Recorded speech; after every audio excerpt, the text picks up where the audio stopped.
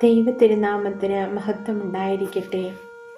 മലങ്കര കത്തോലിക്ക സഭയുടെ പരമാധ്യക്ഷനും ദൈവശുശ്രൂഷയുടെയും അജപാലനത്തിൻ്റെയും പ്രാർത്ഥനാ ജീവിതത്തിൻ്റെയും സേവനത്തിൻ്റെയും മാതൃക നൽകി ദ ഗുഡ് ഷെപ്പേർഡ് എന്ന സംശയലേശമെന്നെ സംബോധന ചെയ്യാൻ പറ്റുന്ന പുണ്യശ്ലോകനായ സിറിൽ മോർ ബസേലിയോസ് പിതാവിൻ്റെ പാവന സ്മരണ നാം ആചരിക്കുമ്പോൾ സഭയുടെ ജീവനെ തൊട്ടറിഞ്ഞ ആ വന്യപിതാവിനെ ഇത്തരുണത്തിൽ അനുസ്മരിക്കാൻ കഴിഞ്ഞത് തന്നെ ഒരു ഭാഗ്യമായി ഞാൻ കരുതുന്നു. സിറിൽ മോർ ബസേലിയോസ് പിതാവിൻ്റെ ബാല്യകാലത്തെക്കുറിച്ച് അറിവുള്ളവർ പറയുന്നത് ചെറുപ്പത്തിൽ തന്നെ തൻ്റെ ദൈവനിയോഗത്തെ തിരിച്ചറിഞ്ഞ വ്യക്തിത്വമായിരുന്നു പിതാവിൻ്റേത് എന്നതാണ്. പത്തനംതിട്ട ജില്ലയിലെ പന്തളത്തിനടുത്തുള്ള ഉള്ളന്നൂർ എന്ന ഗ്രാമത്തിലെ മലഞ്ചെരുവിൽ കുടുംബത്തിൽ 1935 ഓഗസ്റ്റ് 16 മത്തായി സാറിൻ്റെയും ഏലിയാമ്മയുടെയും 10 മക്കളിൽ 6ാമത്തെ മകനായി ജനിച്ച് ജെയിംസ് എന്ന നാമധേയം സ്വീകരിച്ച പിതാവിൻ്റെ ഭവനം തന്നെ ദൈവവിളികളുടെ ഈറ്റില്ലമായിരുന്നു എന്ന് ആലങ്കാരികമായി പറയാം. പിതാവിൻ്റെ ഭവനത്തിൽ നിന്നും മറ്റ് 5 ദൈവവിളികൾ കൂടി ഉണ്ടായിട്ടുണ്ട്. 2 വൈദികരും 3 സിസ്റ്റേഴ്സും. പഠനത്തിലേറെ മികവ് തെളിയിച്ച പിതാവ് ബുദ്ധിശാലിയും ഗുരുക്കന്മാരുടെയും സമീപവാസികളുടെയും സഹപാഠികളുടെയും പ്രിയങ്കരനായിരുന്നു. പിതാവിൻ്റെ പ്രാഥമിക വിദ്യാഭ്യാസം മലഞ്ചെരുവിൽ വീടിന് സമീപത്തുള്ള ഗിരിദീപം സ്കൂളിലായിരുന്നു. വൈദികനാകണമെന്ന ആഗ്രഹം ഹൃദയത്തിൽ സൂക്ഷിച്ച ജെയിംസ് എന്ന ബാലൻ ധന്യന്മാർ ഈവാനിയോസ് തിരുമേനിയുടെ പ്രത്യേക നിർദ്ദേശപ്രകാരം 1950 ജൂൺ 15 ബഥനി ആശ്രമത്തിൽ ചേർന്ന സന്യാസ പരിശീലനം ആരംഭിച്ചു. പൂന പേപ്പൽ സെമിനാരിയിൽ നിന്ന് ഫിലോസഫിയിലും തിയോളജിയിലും ബിരുദാനന്തര ബിരുദങ്ങൾ സ്വന്തമാക്കി. 1960 ഒക്ടോബർ 4 പൂന പേപ്പൽ സെമിനാരിയിൽ വെച്ച് അത്യുന്നത കർദിനാൾ അഗാച്ചിയാനിൽ നിന്ന് വൈദിക പട്ടവും സ്വീകരിച്ചു. നിരവധി പ്രവൃത്തി പഥങ്ങളിൽ കർമ്മോത്സുകത കൊണ്ടും വ്യക്തിപ്രാഭവം കൊണ്ടും തിളങ്ങിയ വ്യക്തിത്വമാണ് വന്യ സിറിൽ മോർ ബസേലിയോസ് കാതോലിക്ക ബാവ തിരുമനസിൻ്റേത്. 1965 റോമിലെ ഗ്രിഗോറിയൻ യൂണിവേഴ്സിറ്റിയിലേക്ക് കാനൻ ലോയിൽ ഉപരിപഠനം നടത്തുന്നതിനായി അയക്കപ്പെട്ടു. Canonical status of the Malankara church എന്നത് സ്പെസിഫൈ ചെയ്ത് പഠിച്ച് മലങ്കര സഭ എന്ന ടൈറ്റിൽ നൽകി പിതാവ് ചെയ്ത പ്രബന്ധം ഏറെ ശ്രദ്ധിക്കപ്പെടുകയും ചെയ്തു. എന്താണ് മലങ്കര സഭയുടെ അന്തസത്ത എന്നും ഇനിയും മലങ്കര സഭയിൽ നിലനിൽക്കുന്ന അപര്യാപ്തതകൾ എന്താണ് എന്നും സമഗ്രമായ ഒരു പഠനം തന്നെ പിതാവ് നടത്തുകയും തന്റെ പഠനത്തിലൂടെ കണ്ടെത്തിയ കാര്യങ്ങൾ പരിഹരിക്കുവാൻ വേണ്ട നടപടികൾ ആരംഭിക്കുകയും ചെയ്തു. പിന്നീട് ന്യൂയോർക്കിലെ ഒരു പ്രശസ്ത യൂണിവേഴ്സിറ്റിയിൽ നിന്നും സൈക്കോളജിയിൽ ഗോൾഡ് മെഡലോടെ ഉന്നത വിജയം നേടിയെടുക്കുവാനും പിതാവിന് സാധിച്ചു. ചെറിയ കാര്യങ്ങളിൽ വിശ്വസ്തനായിരുന്നതുകൊണ്ട് വലിയ കാര്യങ്ങൾ നിന്നെ ഞാൻ ഭരമേൽപ്പിക്കുമെന്ന തിരുവചനം പിതാവിനെ സംബന്ധിച്ച് അന്വർത്ഥമായതുപോലെ 1978 മാർച്ച് 21 തിരുവല്ല സെന്റ് ജോൺസ് കത്തീഡ്രലിൽ വെച്ച് റംബാൻ സ്ഥാനത്തേക്കും തുടർന്ന് ഡിസംബർ 28 തിരുമൂലപുരം മോർ തെയോഫിലോസ് നഗറിൽ വെച്ച് മെത്രാൻ സ്ഥാനത്തേക്കും ഉയർത്തപ്പെടുകയും സിറിൽ മോർ ബസേലിയോസ് എന്ന നാമം സ്വീകരിക്കുകയും ചെയ്തു. തുടർന്ന് 1979 ഫെബ്രുവരി 2 ബത്തേരി സെന്റ് തോമസ് പ്രോ കത്തീഡ്രലിൽ വെച്ച് ബത്തേരി രൂപതയുടെ പ്രഥമ അധ്യക്ഷനായി സ്ഥാനാരോഹണം ചെയ്യപ്പെട്ടു.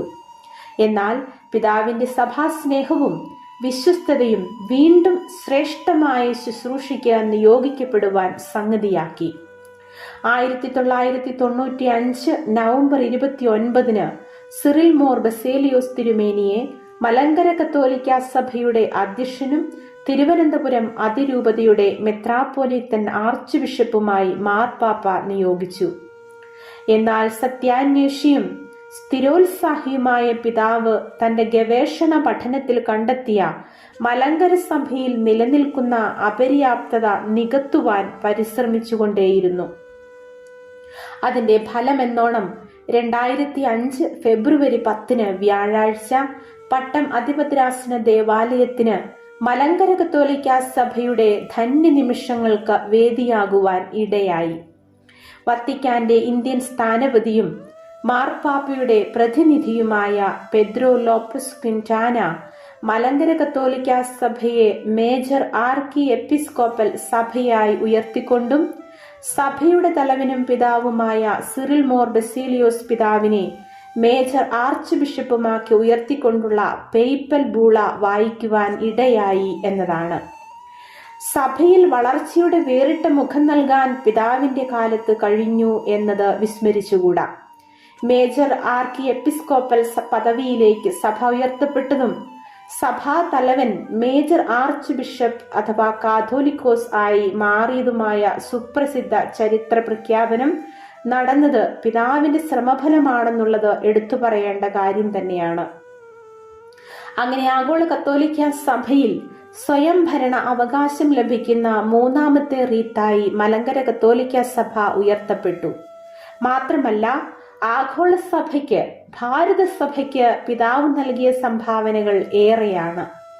1966 മുതൽ വടവാതൂർ സെമിനാരിയിൽ പ്രൊഫസറായും ബഥനി സന്യാസ സമൂഹത്തിന്റെ ജനറൽ കൗൺസിലറായും സുപ്പീരിയർ ജനറലായും സേവനം ചെയ്തു.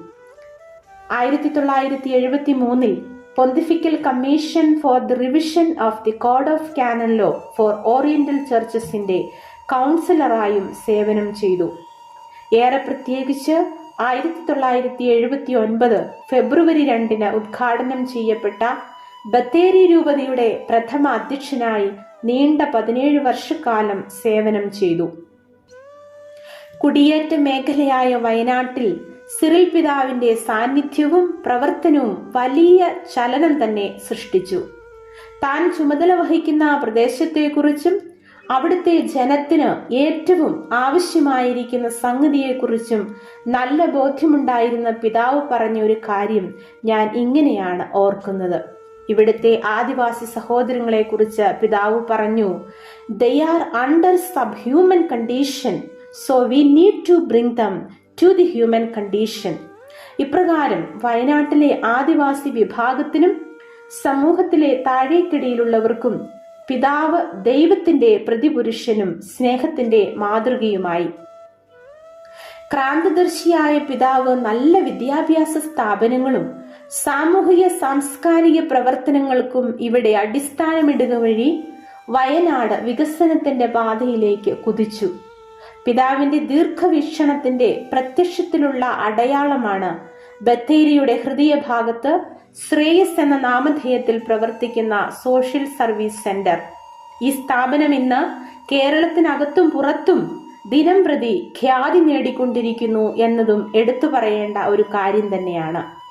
പിതാവിന്റെ വ്യക്തിത്വത്തിന്റെ മറ്റൊരു പ്രത്യേകതയായിരുന്നു ഇതര മതവിഭാഗത്തിൽപ്പെട്ടവരും രാഷ്ട്രീയ സാംസ്കാരിക മേഖലകളിൽ പ്രവർത്തിക്കുന്നവരുമായി ഡയലോഗിനുള്ള സാധ്യതകളെ പ്രോത്സാഹിപ്പിക്കുകയും അതിന് ഏറെ പ്രാധാന്യം കൊടുക്കുകയും ചെയ്തിരുന്നു എന്നത്. പിതാവിനെ അനുസ്മരിക്കുമ്പോൾ വിസ്മരിക്കാനാവാത്ത മറ്റൊരു കാര്യം ഭാരതീയ സംസ്കാരത്തിന് മലങ്കര കത്തോലിക്ക സഭയിൽ വളരെയധികം ഊന്നൽ നൽകിയിരുന്നു എന്നതാണ്. അതിനുള്ള ഉത്തമ ഉദാഹരണങ്ങളാണ് പിതാവ് തുടങ്ങിവെച്ച സ്ഥാപനങ്ങൾക്ക് അധികവും ഭാരതീയത വിളിച്ചോതുന്ന പേരുകൾ നിർദ്ദേശിച്ചിരിക്കുന്നത്. ശ്രേയസ്, ഗുരുകുലം, പ്രതീക്ഷ എന്നിവ ഉദാഹരണങ്ങളാണ്. 1955 ഭാഗ്യസ്മരണാർഹനായ ബെനഡിക്റ്റ് മാർ ഗ്രിഗോറിയോസ് പിതാവിന്റെ പിൻഗാമിയായി തിരുവനന്തപുരത്തെത്തിയതിനു ശേഷം മലങ്കര കത്തോലിക്ക സഭ വികസനത്തിന്റെയും വളർച്ചയുടെയും പടവുകൾ ചവിട്ടിക്കയറി.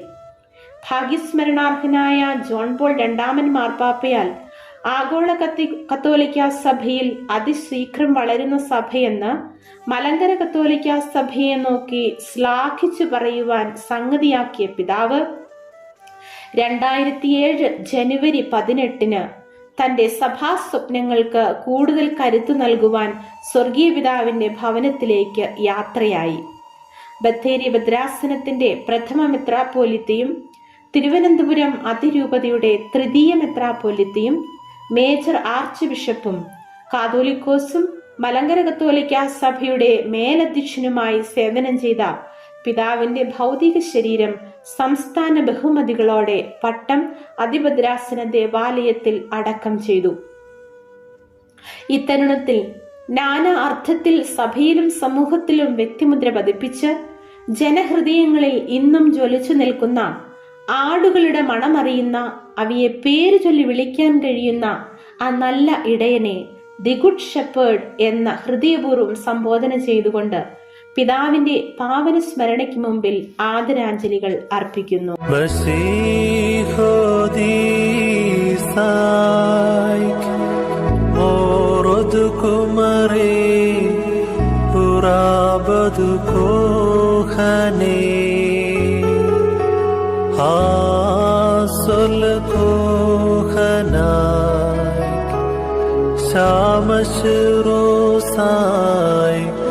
Look at this